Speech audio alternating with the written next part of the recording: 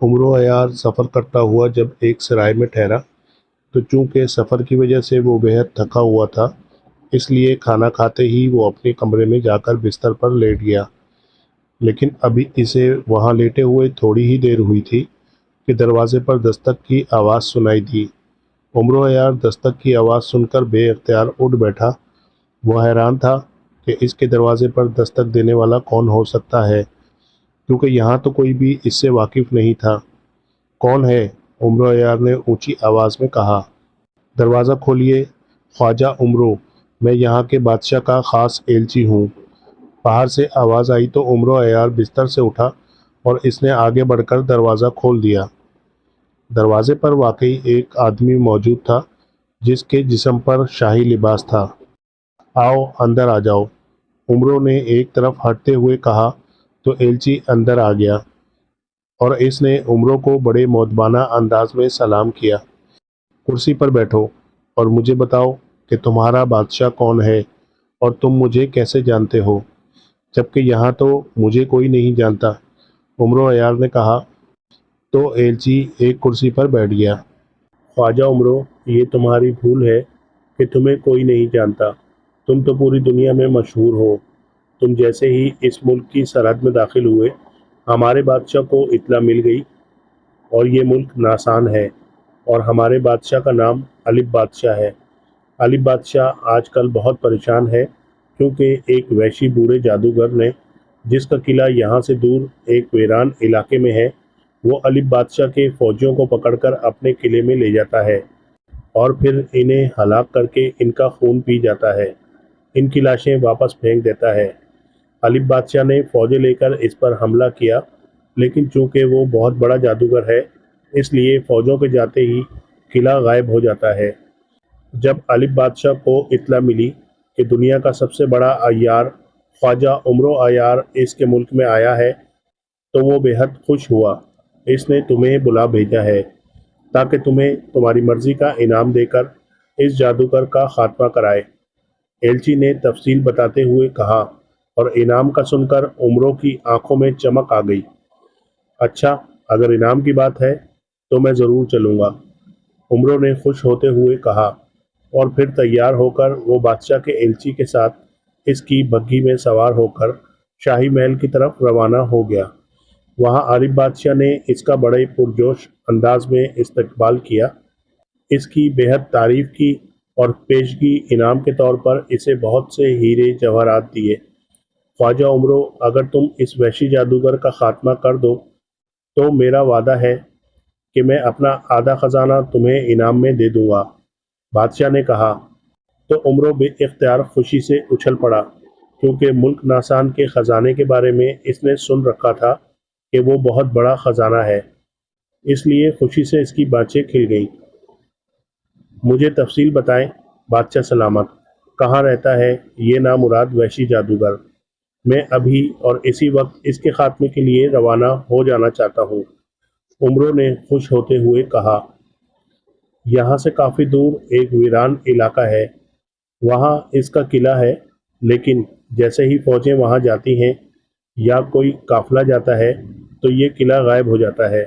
अलबत्ता अगर अकेला कोई फौजी वहाँ जाता है तो फिर ये किला गायब नहीं होता, बल्कि वहशी जादूगर इस फौजी को पकड़कर किले में ले जाता है और फिर इसका खून पी जाता है, बादशाह ने कहा। फौजी के अलावा कोई आम आदमी जाए तो? उमरों ने पूछा। नहीं, ये वहशी जादूगर सिर्फ फौजी को नजर आता है और फौजी को ही पकड़ता है। दूसरा आदमी चाहे वो अकेला ही क्यों ना हो, इसे ना इसका किला नजर आता है और ना वहशी जादूगर, बादशाह ने जवाब दिया। फिर तो मुझे भी फौजी बनकर वहां जाना पड़ेगा, लेकिन मेरे पास तो फौजी घोड़ा ही नहीं है, उमरों ने कहा। घोड़े की फिक्र मत करो ख्वाजा उमरो, जंगी घोड़ा तुम्हें मुहैया कर दिया जाएगा और तुम घोड़े पर बैठकर तलवार लहराते हुए जाना। फिर वो वहशी जादूगर लाजमन तुम्हें फौजी समझकर किले में ले जाएगा और फिर तुम अपनी अय्यारी से इसका खात्मा कर देना, बादशाह ने कहा। तो उमरों ने अज़बात में सर हिला दिया। दूसरे रोज़ ही सुबह को नाश्ते से फारिग होकर उमरो अयार ने अस्तबल से जंगी घोड़ा हासिल किया और इस पर बैठ गया। घोड़े के सर और गर्दन के गिर्द फौजी अंदाज का कपड़ा लिपटा हुआ था। इसके माथे पर फौलादी सींग भी थे, क्योंकि जंगी घोड़े इन सींगों की मदद से भी मुखालिफ घोड़ों और सिपाहियों को मार डालते हैं। उमरो इस जंगी घोड़े पर बैठा और इसने तलवार हाथ में पकड़ ली। दूसरे लम्हे इसने घोड़े को ईड़ लगाई तो घोड़ा बिजली की सी तेजी से भागता हुआ इस तरफ को बढ़ने लगा जिधर इस वहशी जादूगर का किला था।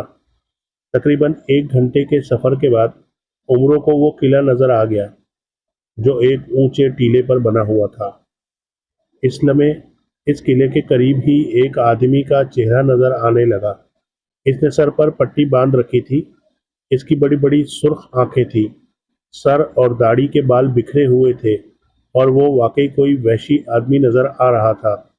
फिर चंद लम्हों तक इसकी शक्ल नजर आई और फिर गायब हो गई। फिर थोड़ी ही देर बाद उमरों को अचानक महसूस हुआ जैसे इसकी आंखें बंद होती जा रही हों। इसे इंतहाई जोर की नींद आ रही थी। इसने आंखें खोलने की बेहद कोशिश की, लेकिन बेसुध। इसकी आंखें बंद हो गईं और दिमाग पर जैसे स्याह चादर फैलती चली गई। फिर इसके जहन में एक रोशनी की लकीर सी नमूदार हुई और आहिस्ता आहिस्ता रोशनी फैलती चली गई। इसके साथ ही इसकी आंखें खुल गईं। पूरी तरह होश में आते ही उमरों ने देखा कि वो एक बड़े से कमरे में मौजूद है। कमरे के सामने दरवाजे के बजाय लोहे की मोटी मोटी सलाखें थीं। उमरों ने जल्दी से अपनी जंबील की तरफ देखा, लेकिन ये देखकर इसका दिल धक से रह गया कि ना ही इसकी तलवार इसके पास थी और ना ही जंबील। तलवार की तो इसे इतनी फिक्र ना थी, लेकिन जंबील के बगैर तो वो किसी काम का ना था। वो जल्दी से उठा और सलाखों की तरफ बढ़ गया। अरे यहाँ कोई है तो मेरी बात सुने। अरे कोई है, उमरों ने सलाखें पकड़कर जोर जोर से चीखते हुए कहा। क्या बात है, क्यों चीख रहे हो? अचानक एक तरफ से एक मुलाजिम ने सलाखों की तरफ आते हुए कहा। इसके हाथ में तलवार थी और इसके जिस्म पर मुलाजमों जैसा लिबास था। तुम कौन हो और मैं कहाँ हूँ? मुझे किसने इस जेल खाने में कैद किया है? उमरों ने जानबूझकर कहा ताकि इस मुलाजिम से वो इस जादूगर का असल नाम मालूम कर सके। ये हमारे आका बशनाक जादूगर का महल है और तुम बशनाक जादूगर के कैदी हो। आज रात बशनाक जादूगर तुम्हें हलाक करके तुम्हारा खून पिएगा, मुलाजिम ने जवाब देते हुए कहा। बशनाक जादूगर? ओह, ये वही जादूगर तो नहीं है जो अपने सर पर पट्टी बांधता है? उमरो अयार ने फौरन ही कहा। हाँ, क्यों? मुलाजिम ने हैरान होकर पूछा। ओहो, इसे फौरन जाकर कहो कि मेरी बात सुने, वरना आज रात पड़ने से पहले वो खुद हलाक हो जाएगा। उमरो ने कहा। किस में हिम्मत है कि हमें हलाक कर सके? अचानक एक हुसीली आवाज़ सुनाई दी और उमरो अयार ने देखा कि एक लंबा तलंगा आदमी, जिसके जिस्म पर सुर्ख रंग का लिबास था, इसकी तरफ आ रहा था। इसके सर और दाढ़ी के बाल बिखरे हुए थे और सर पर पट्टी बंधी हुई थी। ये वही वहशी जादूगर था जिसका चेहरा इसने देखा था। तुम बशनाक जादूगर हो? उमरो ने कहा। हाँ, हमारा नाम बशनाक जादूगर है और आज रात हम तुम्हारा खून पिएंगे। हमें फौजियों का खून पीने का बेहद शौक है, वहशी जादूगर ने कहा। तो फिर सुनो बशनाक जादूगर, तुम्हें मालूम ही नहीं है कि आज रात पड़ने से पहले ही तुम हलाक हो जाओगे, क्योंकि मैं फौजी नहीं हूँ। मेरा नाम ख्वाजा उमरो है और मैं तिलस्म होशरुबा के शहनशाह अफरा सयाब का शाही हकीम हूँ, हकीमुल हुक्मा शाही हकीम। और ये भी बता दूं कि शहनशाह अफरा सयाब को आज सुबह जादू देवता का पैगाम मिला था कि वो तिलस्म होशरुबा में ऐसे तमाम जादूगरों को जो सर पर पट्टियां बांधते हों, इन्हें कैद खाने में डाल दिया जाए, क्योंकि जादू देवता ने फैसला किया है कि ऐसे तमाम जादूगरों को रात पड़ने से पहले हलाक कर दिया जाएगा। शहनशाह अफरा सयाब का एक करीबी अजीज काले पहाड़ों में रहता है।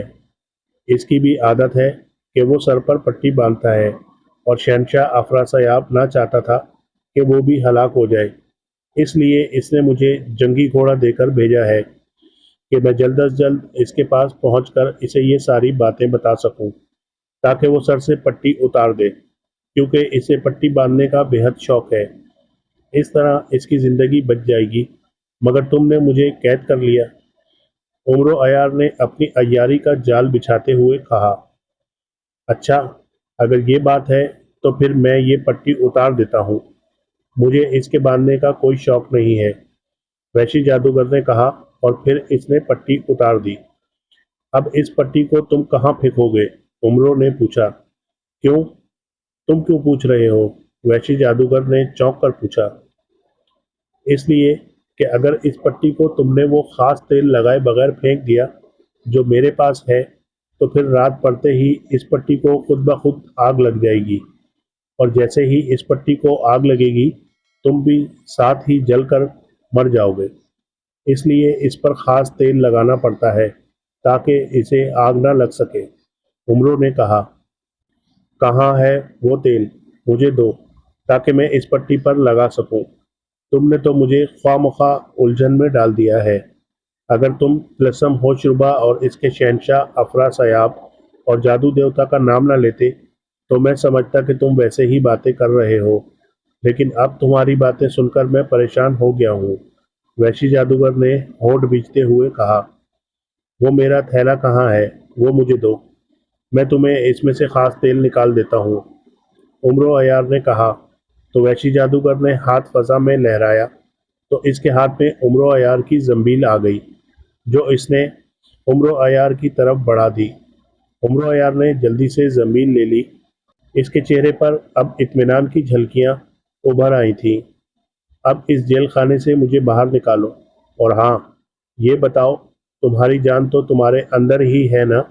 عمرو نے کہا تو وحشی جادوگر نے فضا میں ہاتھ لہرایا تو جیل کی سلاخیں غائب ہو گئیں اور عمرو باہر آ گیا۔ ہاں میری جان میرے جسم کے اندر ہی ہے، میں بہت بڑا جادوگر ہوں، مجھے کیا ضرورت ہے کسی دوسری چیز میں جان رکھنے کی؟ وحشی جادوگر نے کہا۔ تو عمرو نے زنبیل میں ہاتھ ڈالا، اور پھر جب اس کا ہاتھ باہر آیا تو اس کے ہاتھ میں خنجر سلیمانی تھا۔ اس نے بجلی کی سی تیزی سے خنجر وحشی جادوگر کے دل میں اتار دیا۔ تم بڑے جادوگر نہیں ہو بلکہ احمق جادوگر ہو، عمرو نے کہا۔ خنجر لگتے ہی وحشی جادوگر نے چیخ ماری اور نیچے گر کر چند لمحے تڑپا اور پھر ساخت ہو گیا۔ اس کے مرتے ہی سارا قلعہ غائب ہو گیا، اور پھر وحشی جادوگر کی روتی ہوئی آواز سنائی دی کہ اسے دھوکے سے مارا گیا ہے۔ عمرو نے وحشی جادوگر کے ہلاک ہونے کے بعد خنجر سے اس کی گردن کاٹی اور گھوڑے کو تلاش کر کے اس پر سوار ہوا اور واپس بادشاہ ناسان کی طرف چل پڑا تاکہ اس سے آدھا خزانہ لے سکے۔ وہ خوش تھا، بے حد خوش۔ تو دوستو کہانی پسند آئی ہو تو پلیز لائک کیجیے گا، شیئر کیجیے گا، اور چینل پر نئے ہیں تو پلیز سبسکرائب بھی کر لیں۔ تو ملتے ہیں اسی طرح کی نئی کہانی کے ساتھ۔ اللہ حافظ۔